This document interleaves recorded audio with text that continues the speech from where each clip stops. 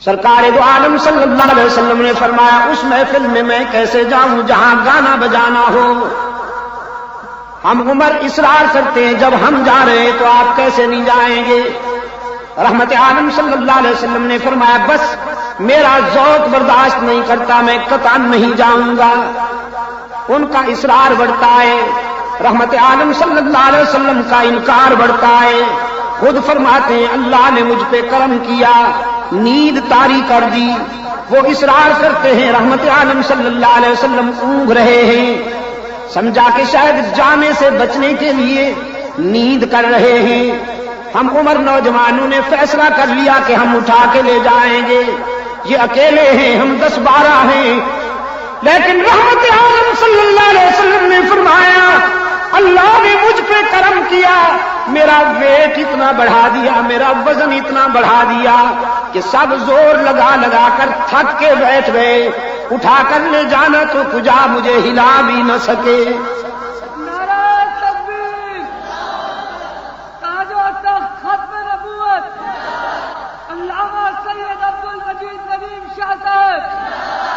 حضور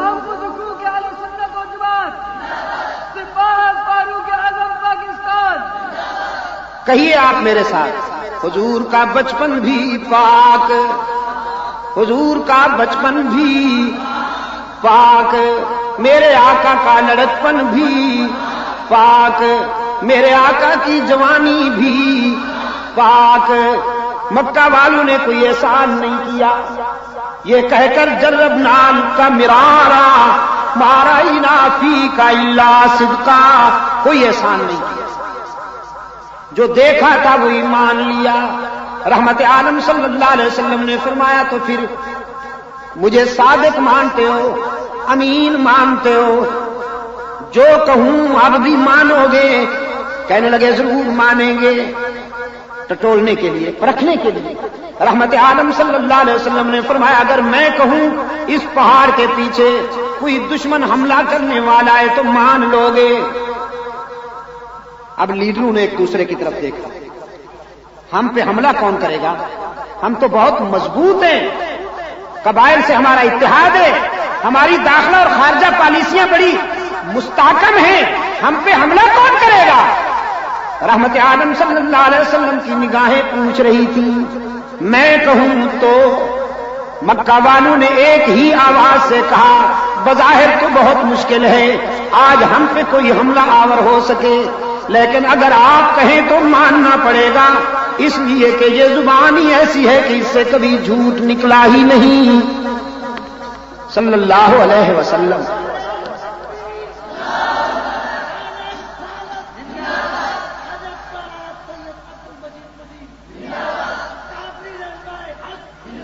سرکار دو عالم صلی اللہ علیہ وسلم نے فرمایا اچھی بات ہے، اگر مجھے صادق اور امین مانتے ہو تو پھر آؤ، میں بھی کہتا ہوں تم بھی کہو قولوا لا الہ، ٹھہریے الا اللہ میں جلدی نہ کیجیے، ذرا اللہ کا جھاڑو پھر لینے دیجیے، ذرا صفائی تو ہو جائے نا، ذرا صفائی ہو جائے۔ دودھ ڈالنے سے پہلے برتن صاف کیا کرتے ہو کہ نہیں؟ ہاں، الا اللہ کا دودھ ڈالنے سے پہلے ذرا لا کا جھاڑو پھیر لینے دو، سینہ صاف تو ہو جائے نا ذرا۔ لا الہ، حضرت گنگوہی رحمت اللہ علیہ نے زندگی کے آخری لمحات میں دنیا چھوڑنے سے ذرا پہلے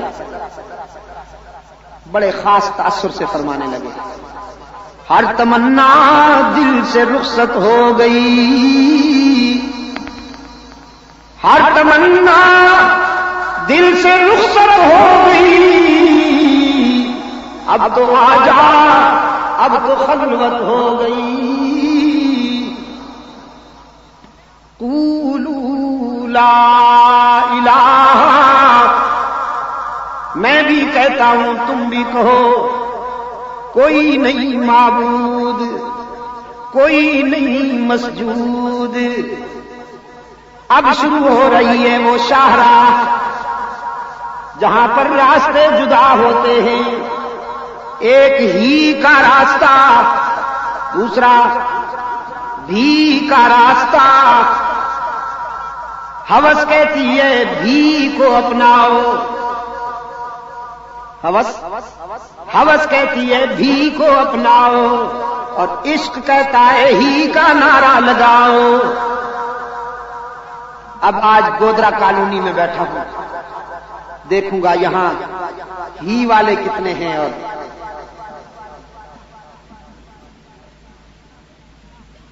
قولوا لا الہ، میں بھی کہتا ہوں تم بھی کہو، اللہ کا معبود، اللہ کا معبود صفا کی بلندیوں پہ کھڑا ہوا، قافلہ انسانیت کو امن و سلامتی کا راستہ دکھاتا ہے، اتحاد کا راستہ۔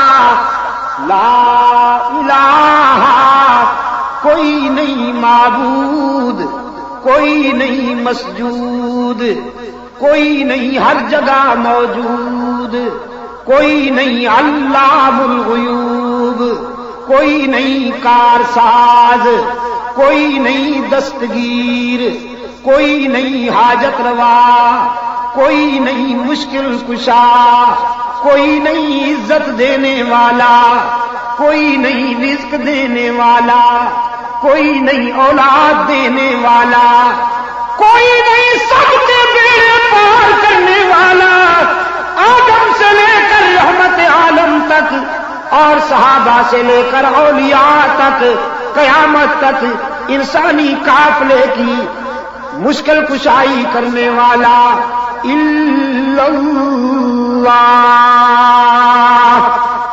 مگر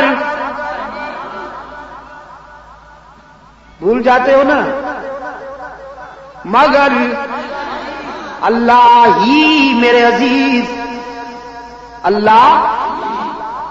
قرآن آپ کو نماز کی ہر رکعت میں یاد دلاتا ہے، لیکن اجمی ٹھہرے نا، پڑھتے تو ہیں سمجھتے کم ہیں۔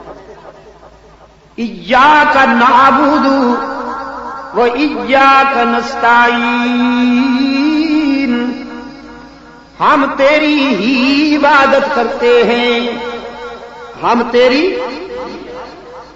بھی نا، ہم تیری ہی عبادت کرتے ہیں اور کرتے رہیں گے۔ یہ گرامر کی بات ہے، مضارع میں حال بھی ہوتا ہے، استقبال بھی ہوتا ہے، پریزنٹ بھی، فیوچر بھی۔